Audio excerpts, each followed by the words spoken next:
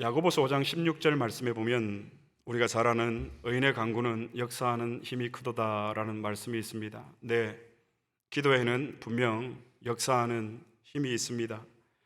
제가 30대 초반에 왼쪽 팔꿈치 엘보 쪽에 조금 문제가 있어서 제대로 팔을 펴지도 못했습니다. 주위 사람들이 아마 뼈 조각이 있어서 그럴 것이다 라는 얘기를 했습니다. 그래서 병원 가서 진료를 받아라고 권유를 했지만 제가 이런 쪽으로는 조금 미련한 편이거든요. 그래서 그냥 아파도 아픈 대로 견디며 그렇게 지내왔습니다. 그러던 중에 한국의 부산, 제가 살고 있는 그 부산의 금정산에 가면 가난 수양관이라고 기도원이 하나 있습니다. 집회가 있으면 가끔 참석을 했습니다. 그날도 집회가 있다라는 광고를 듣고 그 집회에 참석을 했는데, 그때 강사 목사님으로 오신 목사님이 그 신유의 은사가 있으신 분이었습니다. 그래서 안수 기도를 하고 특별 기도를 하는 시간을 가졌습니다.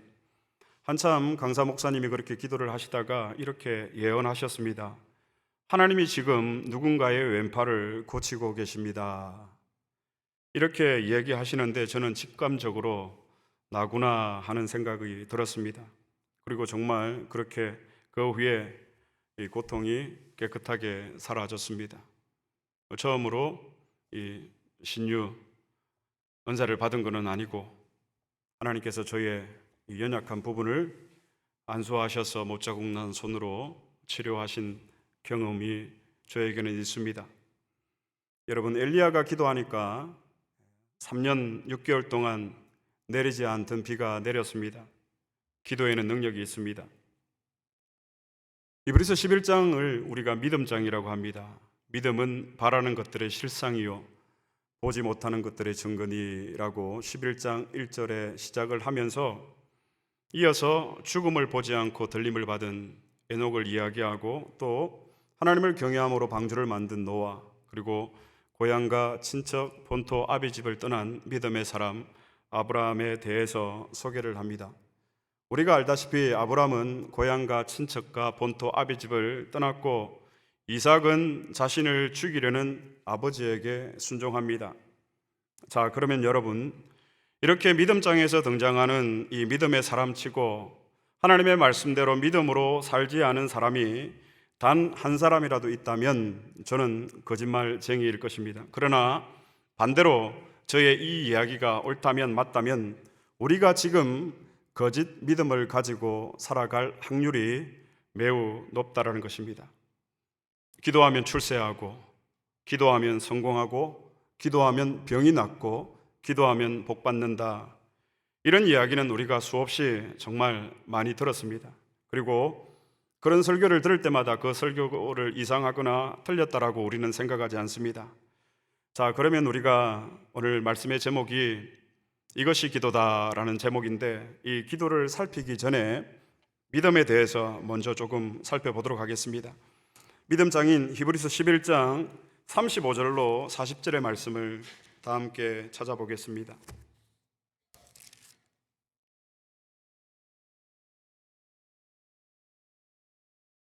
히브리서 11장 35절로 40절의 말씀, 조금 길지만 우리 다 같이 한 목소리로 봉독하시겠습니다. 여자들은 자기의 죽은 자들을 부활로 받아들이기도 하며 또 어떤 이들은 더 좋은 부활을 얻고자 하여 심한 고문을 받되 구차히 풀려나기를 원하지 아니하였으며 또 어떤 이들은 조롱과 책질짓뿐 아니라 결박과 옥에 갇히는 시련도 받았으며 돌로 치는 것과 톱으로 켜는 것과 시험과 칼로 죽임을 당하고 양과 염소의 가죽을 입고 유리하여 궁핍과 환난과 학대를 받았으니 이런 사람은 세상이 감당하지 못하느니라. 그들이 강야와 산과 동굴과 도굴에 유리하였느니라. 이 사람들은 다 믿음으로 말미암아 증거를 받았으나 약속된 것을 받지 못하였으니 이는 하나님이 우리를 위하여 더 좋은 것을 예비하셨은즉 우리가 아니면 그들로 온전함을 이루지 못하게 하려 하심이라. 믿음장에서 믿음에 대해서 소개하고 있는 내용입니다. 성경은 우리가 믿음으로 살아가는 것이 얼마나 어렵고 힘들고 또 고통스러운 것인지에 대해서 말씀하고 있습니다. 35절 말씀에 보면 여자들은 다 자기의 죽은 자들을 부활로 받아들이기도 하며 또 어떤 이들은 더 좋은 부활을 얻고자 하여 심한 고문을 받되 구차히 풀려나기를 원하지 아니하였으며. 무슨 말씀입니까? 한마디만 하면 풀려날 수가 있는데 예수 안 믿겠다라는 이 한마디만 하면 사랑하는 가족 품으로 다시 돌아갈 수가 있는데 거기를 선택하지 않았다라는 것입니다. 왜? 믿음 때문에. 우리 같으면 이런 상황이 되면 우리 중에 몇이나 이 고난을 통과할 수가 있을까요? 저만 봐도 사실 저의 감정, 저의 이 성질, 이것도 사실 내려놓지 못하고 있는데 우리는 누가 한마디 하면 나는 두 마디, 세 마디를 해야만 직성이 풀리는 사람들인데, 우리가 예수 믿는다고 여러분 조롱을 받았습니까? 아니면 우리가 예수 믿는다고 매를 맞아 본 적이 있습니까? 우리가 예수 믿는다고 옥에 갇혀서 우리의 가족들과 생이별을 한 적이 있습니까? 그런데 이런 사람들은 어떤 사람들이요?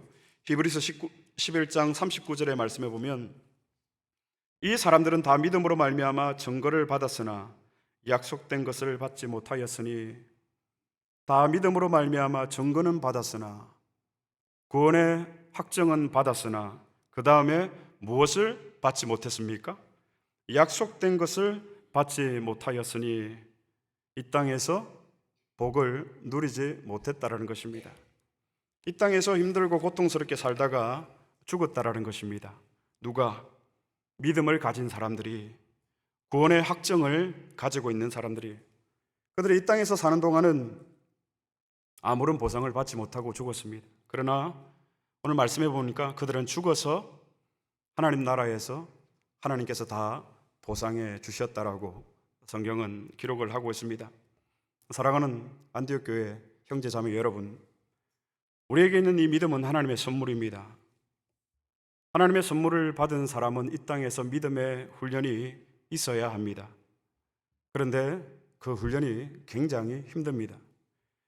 저는 달리기를 좋아합니다. 어릴 적에 달리기도 잘했고요. 지금도 달리기를 가끔 합니다. 숨이 턱 밑까지 차오를 때까지 달리기를 합니다. 그러면 다리에 경련이 일어나기도 합니다. 그리고 이제 호흡이 딸리니까 산소가 부족해서 현기증이 나고 머리가 어지럽고 그래도 합니다. 그러면 이게 구토 증상 같은 것이 나오기도 하죠. 목사님, 왜 그렇게 사서 고생을 하십니까? 생고생을 하십니까? 그렇게 묻는 분들이 있을지 모르겠지만 일부러 그렇게 합니다. 그렇게 하는 이유가 있습니다. 왜 그러냐면 우리의 신앙생활이 마치 이와 같기 때문입니다. 육체의 고통이 찾아올 때에 저는 나의 신앙생활이 이것이다 라고 다시금 저의 신앙을 돌아보고 정비를 합니다.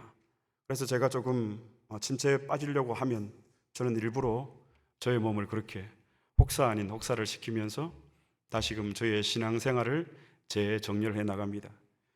히브리서 11장에서 믿음을 이야기하고 이어서 히브리서 기자는 12장 1절에서 이렇게 말을 합니다. 히브리서 12장 1절 말씀 다 같이 봉독하시겠습니다. 이러므로 우리가 구름같이 둘러싼 허다한 정인들이 있으니 모든 무거운 것과 얽매이기 쉬운 죄를 벗어버리고 인내로서 우리 앞에 당한 경주를 하며. 여기에 보면 여러분 우리의 신앙생활을 무엇에 비유하고 있습니까? 운동 경기인 달리기에 비유합니다. 이것이 성도의 신앙생활입니다. 제가 달리기를 하면서 저의 어떤 한계점을 경험하면서 신앙생활은 이렇게 해야 된다라고 교훈하듯이 히브리서 기자는 11장에서 믿음을 이야기하고 그 믿음을 12장 1절에서 경주, 달리기에 비유를 하고 있습니다. 전신에 근육의 경련이 일어나고 또 산소가 부족하고 어지러움이 찾아오고 구토 증상이 있어도 훈련을 멈추면 안 되는 것이 그리스도인의 신앙생활입니다. 마라톤을 하시는 분들이 주위에 있는데 그분들에게 얘기를 들었습니다. 어떻게 하면 마라톤을 할 수 있습니까? 처음부터 풀코스를 달릴 수는 없다고 합니다. 그래서 계획을 세워야 된다고 합니다. 한 6개월 정도 5km, 10km 정도를 계속해서 달리는 훈련을 해야 한다고 합니다. 그리고 6개월에서 1년이 지나면 이제 하프 마라톤 20km를 달리는 연습을 또 꾸준하게 6개월에서 1년 정도 해야 한다고 합니다. 그렇게 해야만 이 풀코스 42.195km를 완주할 수 있다고 합니다. 여러분, 우리는 우리의 신앙생활을 위해서 어떤 훈련에 임하고 있습니까? 신앙생활에 있어서 훈련은 반드시 있어야 됩니다. 우리 앞에 당한 경주를 하며 우리가 믿음을 이야기할 때 우리의 믿음이 가치 있는 이유는 여러분, 하나님께서 우리에게 선물로 주신 믿음이기 때문입니다. 이 선물이라는 표현은 제한적이라는 의미입니다. 다시 말하면 원한다고 다 받을 수가 없다라는 것이죠. 그래서 우리는 택함 받은 자, 선택받은 자라고 얘기를 합니다. 고등학교 때 같이 신앙생활을 열심히 한 친구를 사회인이 되어서 사회에서 만난 적이 있습니다. 그래서 교회를 신앙생활을 하고 있지 않더라고요. 그래서 친구야, 교회 가자고 하니까 그 친구 말이, 진규야, 믿고 싶은데 믿어지지가 않는다, 그런 말을 하는 거예요. 정말 뜨겁게 같이 기도하고 찬양했던 친구인데 믿고 싶은데 믿어지지가 않는다. 우리의 믿음, 우리의 공로가 아니라 하나님의 선물입니다. 그래서 나에게 하나님이 주신 이 선물 믿음이 있다면, 즉 예수 그리스도를 나의 주 나의 하나님으로 고백한다면 우리는 선택받은 자입니다. 그러면 하나님께서 주신 이 선물, 이 믿음이 우리의 무엇을 변화시켰습니까? 이 믿음이 나의 어떤 변화를 가져다 주었습니까? 만약 우리가 아직 예수 믿고도 내가 변한 것이 없다면 그 이유는 아마도 우리에게 훈련이 없기 때문인지도 모릅니다. 우리가 이민자로서 저도 처음에 미국 와서 그랬지만 저보다 더 많은 수고와 고생들을 하신 걸로 알고 있는데 얼마나 치열하게 경쟁하며 살아왔습니까? 우리의 이 자존심 짓밟혀가면서 한 푼이라도 더 벌어서 자식들 공부시키려고 그렇게 사람들에게 시달려가면서 그렇게 살아온 우리네 인생인데, 하물며 우리의 신앙생활은 달리기라고 하는데, 마라톤이라고 하는데 우리의 신앙생활이 어떻게 쉬울 수 있겠습니까? 주여 믿습니다. 아멘 하면 다 받으신 줄 믿으시기 바랍니다. 이런 얘기에 우리는 더 이상 속지 말아야 합니다. 여러분, 아멘 하면 다 받으신 줄 믿으시기 바랍니다. 정말 다 받으셨습니까? 아멘만 하면 다 받는다라고 착각 속에 살아가고 있는 교인들이 얼마나 많은지도 모릅니다. 그렇게 이야기하는 사람도 문제입니다. 그 가짜가 저일 수도 있고 여러분일 수도 있습니다. 여러분, 믿음이란 처절한 훈련을 통해서 빚어지는 것이고 그 처절한 훈련의 흔적으로 살아가는 것이 우리의 신앙생활입니다. 우리 찬양팀, 저는 참 개인적으로 감사한데요, 평일 저녁에 모여서 20분, 15분의 찬양을 위해서 준비를 하거든요. 귀하다. 개인의 사람의 영광이 드러나지 않고 십자가의 영광이 드러나도록 하나님 도와달라고 하나님께서 더 귀하게 사용해 주시기를 우리가 함께 기도할 수 있기를 바랍니다. 왜 그렇게 그냥 주일에 와서 한 10분 정도 모여서 연습하고 바로 찬양하면 되는데 왜 그 늦은 밤 일과를 다 마치고 저녁에 와서 아무도 없는 교회당에서 사람이나 많습니까? 4명, 3명 모여서 찬양을 연습을 할까요? 이 처절한 훈련을 통해서 하나님을 찬양하는 법을 배우고 이 처절한 그 훈련의 흔적으로 이 자리에 서서 하나님을 찬양할 때에 십자가의 영광, 십자가의 능력이 나타나는 것 아니겠습니까, 여러분? 사람들이 모르는 이 비밀을 여러분들께서 더 사모하시기를 바랍니다. 큰 교회에서 오란다고 가지 말고 나는 안디옥 교회에서 뼈를 묻을 것이다, 하나님 바라보고 하나님만 찬양할 것이다, 그런 마음으로 여러분 찬양할 수 있기를 축복합니다. 이런 관점에서 우리가 다시 말씀으로 돌아가서 더 늦기 전에 우리의 신앙생활을 여러분 점검해 보아야 합니다. 오늘 말씀의 제목은 이것이 기도다입니다. 오늘 본문에 등장하는 느헤미야는 우리가 잘 알다시피 여러분 기도의 사람입니다. 짧은 히브리서 느헤미야 2장 11절에서 13절의 이 짧은 본문이지만 여기에 기도에 관한 중요한 비밀이 있습니다. 우리는 기도를 이렇게 이해하고 정의합니다. 나의 소원이나 바람을 하나님께서 구해서 하나님으로부터 그것을 얻어내는 것이라고 생각을 합니다. 마침 알라딘 램프의 그 지니를 부르는 것처럼 알라딘 램프를 문지르면 이 거인 지니가 나오잖아요. 지니에게 이야기합니다. 이것 해줘, 저것 해줘. 우리가 하나님 앞에 기도를 그런 식으로 우리가 이해하고 있지 않습니까? 그 결과 여러분, 우리가 일평생 기도하면서도 또 시카고에 많은 기도의 모임이 있다라는 얘기를 듣고 있습니다. 그렇게 열심히 기도의 자리를 우리가 쫓아다니면서도 정작 나의 삶이 새로워지는 변화를 우리는 경험하지 못하고 있습니다. 느헤미야는 자신의 소원을 구하는 사람이 아니었습니다. 지배국의 왕의 술 맡은 관원이었습니다. 속국의 왕의 지배국의 왕의 조서를 가지고 온 사람입니다. 그렇다면 그의 권력이 얼마나 대단했겠습니까? 그러나 여러분, 느헤미야는 자신의 소원을 구하지 않았습니다. 여러분, 기도는 우리 자신이 하나님의 말씀 안으로 들어가서 그분을 만나고 경외하는 그분과 교제 나누는 것이 바로 기도입니다. 그래서 그분의 말씀 안에서 그분과 만나는 사건이 바로 기도입니다. 그래서 기도는 여러분, 하나님의 말씀으로 나의 기도를 점검해야 됩니다. 내가 하나님의 말씀대로 기도하고 있는가? 내가 하나님의 말씀을 붙들고 의지하며 기도하고 있는가? 나를 점검하고 나를 관찰하고 다시금 말씀을 붙들고 하나님께 나아가는 것이 바로 기도입니다. 그래서 말씀이 빠진 기도는 여러분, 우리로 하여금 외식하는 기도의 삶을 살게 할 수가 있습니다. 중언부언하는 기도입니다. 우리가 잘 알다시피 이 중언부언하는 기도에 대해서 우리 주님께서 책망을 하셨습니다. 여러분, 외식하는 기도, 중언부언하는 기도가 무엇입니까? 성경을 한번 찾아보겠습니다. 마태복음 6장 7절입니다. 마태복음 6장 7절의 말씀 다 같이 봉독하시겠습니다. 또 기도할 때에 이방인과 같이 중언부언하지 말라.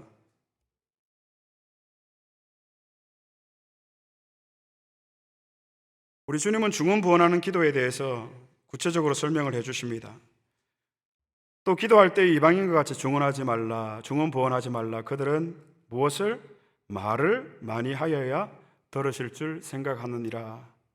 말을 많이 하고 오래 기도하면 우리는 좋은 기도라고 여태껏 알고 있습니다. 다 좋습니다, 여러분. 그런데 말씀을 비추어서 여기에 있는 함정을 우리가 주의해야 합니다.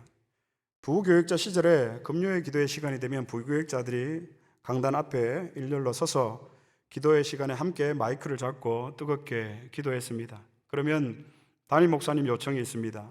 기도할 때 크게 해야 한다고. 그래야 기도의 분위기가 뜨거워지고 성도가 기도하게 된다고. 그래서 그때는 참 좋은 생각이시다. 그래서 모든 교육자들이 기도의 시간마다 목이 쉴 정도로 크게 그렇게 기도를 했습니다. 교인들도 그것을 너무너무 좋아했습니다. 한국에 있을 때 오래전에 저희 멘토가 되는 목사님을 모시고 청년회 집회를 한 적이 있습니다. 2박 3일 동안 이제 마지막 날 설교를 마치고 마지막 기도의 시간이 있었습니다. 그 기도의 시간을 이제 제가 청년부 담당 교육자였기 때문에 기도의 시간을 인도를 했습니다. 다른 때보다 더 뜨겁게 기도했던 것 같아요. 왜냐하니까 제가 존경하는 저희 멘토 목사님이 계셨기 때문에, 목사님, 제가 이렇게 사역을 열심히 하고 있습니다. 그런 마음을 좀 보여주고 싶은 마음이 솔직히 있었던 것 같습니다. 그리고 그 기도회가 마치고 이제 멘토 되시는 그 강사님이, 목사님이 앞에 앉아 계셨는데 제가 자랑스럽게 기도회를 마치고 그분 옆자리에 앉았습니다. 그리고 나중에 이제 그분이 차를 가지고 서울에서 오셨기 때문에 다시 서울로 급하게 가시게 되었는데, 가시면서 옆에 있는 저에게 작은 소리로 이렇게 말했습니다. 왜 그렇게 기도해?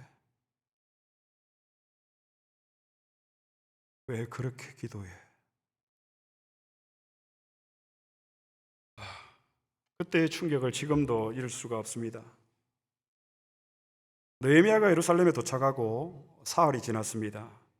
느헤미야 정도 되면 모든 사람들을, 관리들을 다 불러놓고 속국에 있는 사람들 일장 훈시를 할 수 있었습니다. 그러나 느헤미야는 사흘 동안 잠잠하게 있습니다. 요란스럽게 자신을 드러내지 않습니다. 오늘 본문 느헤미야 2장 12절 말씀을 다시 한번 봉독해 보겠습니다. 12절 말씀.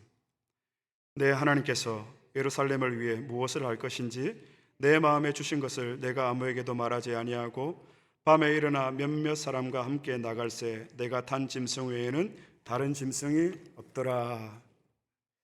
느헤미야에게는 하나님이 주신 하나님의 마음이 분명히 있었습니다. 그러나 그는 하나님께서 주신 마음을 아무와도 나누지 않습니다. 하나님이 은혜를 주실 때 우리가 적극적으로 나누고 싶을 때가 있어요. 그러나 여러분, 하나님과의 그 관계 속에서 우리에게 비밀이 있어야 합니다. 주님은 아신다. 주님과 나만 알고 있는 것이 있다. 우리가 다 쏟아내고 나누는 것도 중요하지만 느헤미야처럼 우리가 정말 하나님 찾으시는 기도의 사람이라면 하나님 앞에서 하나님과 나와의 관계 속에서 하나님이 주시는 그 은밀한 그 비밀들이 우리 안에 간직되어 있어야 합니다. 그래서 그는 하나님께서 그에게 주신 마음을 아무와도 나누지 않습니다. 왜 그러고 여러분 생각이 없었겠습니까? 예루살렘 현장을 무너진 그 성벽의 현장을 처참함을 둘러보면서 그가 생각하고 마음 먹은 것이 있었겠지만 그는 하나님이 외에는 아무도 기대하지 않았다는 것을 우리는 알게 됩니다. 기도의 가치를 아는 사람입니다. 아무도 알아주지 않아도, 아무도 봐주지 않아도, 아무도 들어주지 않아도 하나님이 알아주시면 됩니다. 16세기 종교개혁 이후에 마르틴 루터가 십자가 신학을 이야기를 합니다. 당시 16세기 이후에 중세를 대표하는 신학은 스콜라 신학이 중심이었습니다. 그 당대의 주류였던 배경이었던 스콜라주의가 교회 안에 들어오기 시작을 하죠. 그래서 스콜라 신학은 스콜라주의의 영향을 받은 결과입니다. 우리가 알지만 스콜라주의는 여러분 인간의 이성을 중요하게 생각을 하거든요. 그래서 이 스콜라 신학이 교회 안에 들어온 이후에 교회가 눈에 보이는 부분들이 여러분 변하기 시작해요. 교회당 건물이 화려해지기 시작해요. 스테인 글라스도 들어오고 이런 현상들이 하나님의 말씀 위에 세워져 가는 교회가 아니라 인간의 이성에 부합하는 인간의 이성의 중심이 되어지는 교회가 세워지기 시작합니다. 한국에 가면 큰 교회들이 조명들이 얼마나 화려한 줄 모릅니다. 그것을 제가 지금 지적하고자 하는 것은 절대 아닙니다. 찬양을 할 때에 강대상 뒤쪽에서 레이저 빔을 쏘기 시작합니다. 근데 한번 묻고 싶었습니다. 왜 하나님을 찬양하는데 레이저 빔을 쏘아야 됩니까? 담당하고 있는 사역자들의 이야기입니다. 그래야만 청년들이 찬양을 하고 반응을 한다라는 것입니다. 스콜라 신학입니다. 스콜라주의의 결과입니다. 이 사람을 드러내는 것이 아니라 인간을 드러내는 것이죠. 그래서 스콜라 신학을 영광의 신학이라고 얘기를 합니다. 오늘날 교회는 우리의 신앙의 선배들이 지켜온 이 목숨 걸고 지켜온 교회의 표지, 은혜의 방편들 외에 다른 것들을 고안해서 고상한 척 이 인간의 이성에 하나님의 말씀을 덕지 덧입혀서 신앙을 변질시키고 교회를 변질시키고 있지는 않는지 왜 그렇게 기도해?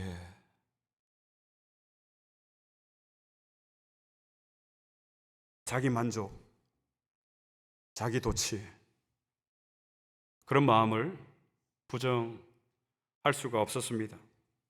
그런 저의 기도에 하나님이 드러나기란 어렵습니다.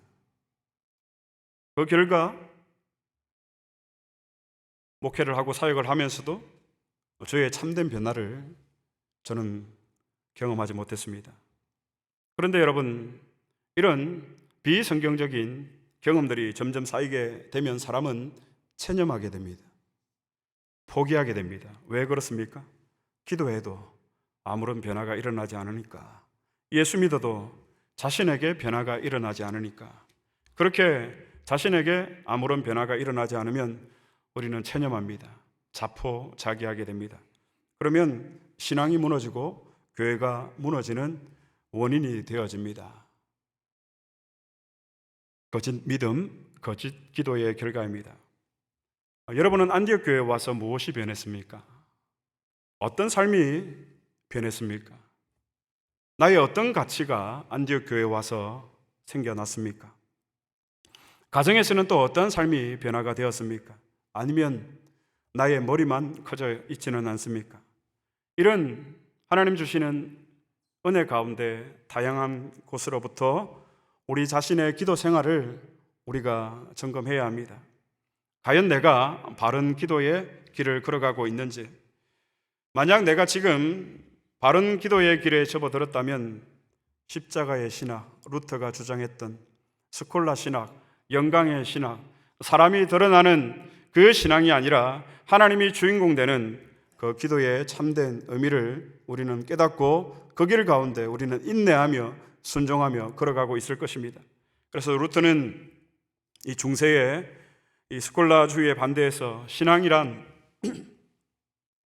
십자가의 고난 속으로 들어가는 것이고 또 기도란 그 십자가에서 내가 죽는 것이라고 했습니다. 루터가 종교개혁 이후에 이 십자가 신학을 이야기한 때가 바로 30대 초였습니다. 지난 월요일 우리 유동남 집사님으로부터 전화를 한 통 받았습니다. 목사님, 언니가 죽었어. 빨리 와, 빨리 와. 그래서 부랴부랴, 그러니까 유 집사님의 조카가 되는 그 고인 언니가 되는 막내 아드님이 여기 노스브룩에 계시더라고요. 그래서 집에 가니까 가족들은 너무 황당하죠. 아침까지 식사하고 얘기를 했는데 집에 와 보니까 우리 유동남 집사님이 언니 되시는 분은 거실에 누워 계시더라고요. 그래서 로마서 11장 36절의 말씀을 가지고 잠깐 예배를 드렸습니다. 모든 것이 주께로부터 나오고 주로 말미암고 주께로 돌아감이라.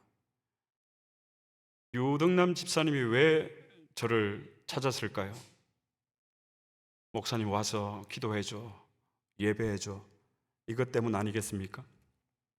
그래서 어처구니 없는 상황이었지만 유족들에게 우리가 흙으로 와서 흙을 받고 살아가면서 다시 흙으로 돌아가는 인생임을 우리가 놓치는 순간 우리는 경거망동하게 행동하게 되고 교만하게 살게 됩니다. 이것을 잊지 마시기를 바랍니다. 그렇게 나누었습니다. 여러분들이 왜 저를 이 안디옥 교회에 청빙을 했습니까? 목사님, 우리 교회 200명, 300명 만들어주세요. 이것 때문입니까? 목사님, 우리 교회 행정 끝내주게 만들어주세요. 이것 때문에 저를 불렀습니까? 아니잖아요, 여러분. 말씀의 교훈 때문 아닙니까?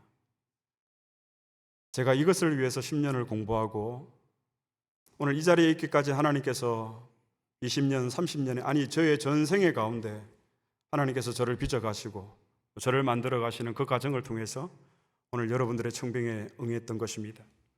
말씀의 가르침을 실천하고 싶어서 여러분들은 이 말씀의 가르침을 받아서 천국으로 인도되어지는 그 진리를 알고 싶어서 그 길에서 벗어나지 않기 위해서 여러분 저를 청빙한 것 아닙니까? 지난 주간에 날씨가 제법 살살했습니다. 그렇죠? 몸이 어시시하고 목이 따끔하면 저는 바이타민 C를 먹든지 아니면 따뜻한 차를 마시면서 저의 몸을 관리하고 조심합니다. 몸을 관리를 합니다. 그런데 여러분, 하나님이 기도하라고 주시는 사인은 왜 모르십니까? 우리가 지금 체념하고 그 어떤 희망도 없이 내 삶에 그 어떤 변화도 없이 그렇게 무기력하게 단념하고 우리가 살아가는 이유는 무엇입니까? 하나님 주시는 말씀을 붙들고 기도하지 못한 결과가 아닌지, 우리에게 이런 기도의 사인이 왔는데도 불구하고 여러분 우리가 기도하지 않는다면 우리의 믿음과 상관없는 우리는 사람일 수가 있습니다. 기도하지 않는 자녀를 볼 때 애가 탑니다. 왜 기도하지 못할까? 그런데 가정 가운데 있기 때문에 부모로서 기다려 줄 수가 있는 거예요. 그런데 내일이 우리 주님께서 저 자녀들을 부르시는 날이라면 저 자녀들 어떻게 될까? 그래서 기도하지 않는 자녀들을 보면 애가 탑니다. 어떨 때는 이렇게 소름에 북받쳐 울음이 터지기도 합니다. 여러분은 왜 기도하지 않습니까? 우리가 기도할 때 죄를 회개할 수가 있습니다. 기도할 때 죄를 회개하고 기도할 때 죄와 싸울 수 있습니다. 우리가 기도할 때 죄를 회개하고 죄와 싸워서 세상에서 승리할 수가 있습니다. 기도할 때 우리의 절망과 낙심도 우리가 하나님 앞에 맡길 수가 있습니다. 여러분, 기도 아니고 되는 것이 있었습니까? 이것이 기도다. 우리가 기도를 하되 기도의 사람이 되되 하나님의 말씀을 붙들고 바른 기도의 사람이 될 수 있기를 축복합니다. 말씀을 맺겠습니다. 성경은 보면 예수님을 만난 사람들은 행복해집니다. 그렇습니다. 행복은 세상에 있지 않습니다. 행복은 예수님 안에 있습니다. 기도는 그 주님을 찾아가는 길이 되어집니다. 그런데 가만히 있는데 여러분, 우리의 기도가 됩니까? 어떻게 해야 될까요? 훈련하고 또 훈련해야 합니다. 우리 중보기도팀을 모집을 해서 하나님의 말씀으로 우리의 기도의 이유에 대해서, 기도의 목적에 대해서 나누고 기도팀을 운영을 하려고 합니다. 이 훈련들을 통해서 우리가 바른 기도를 하나님 앞에 드리기 위해서 이런 과정들을 두었습니다. 끊임없이 우리는 훈련해야 합니다. 내 생각과 내 감정에 치우쳐서 하나님 앞에 기도하고 신앙생활을 하는 것이 아니라 하나님의 말씀으로 나의 기도의 내용을 점검을 하고 하나님의 말씀에 비추어서 나의 신앙의 길들을 우리는 걸어가야만 우리가 마지막 그 길에서 체념하지 않을 수가 있습니다. 자포자기하지 않을 수가 있습니다. 세상의 모든 게 쇠하고 변하여도 이 믿음은 영원합니다. 왜 그렇습니까, 여러분? 풀은 마르고 꽃은 시드나 하나님의 말씀은 영원하기 때문입니다.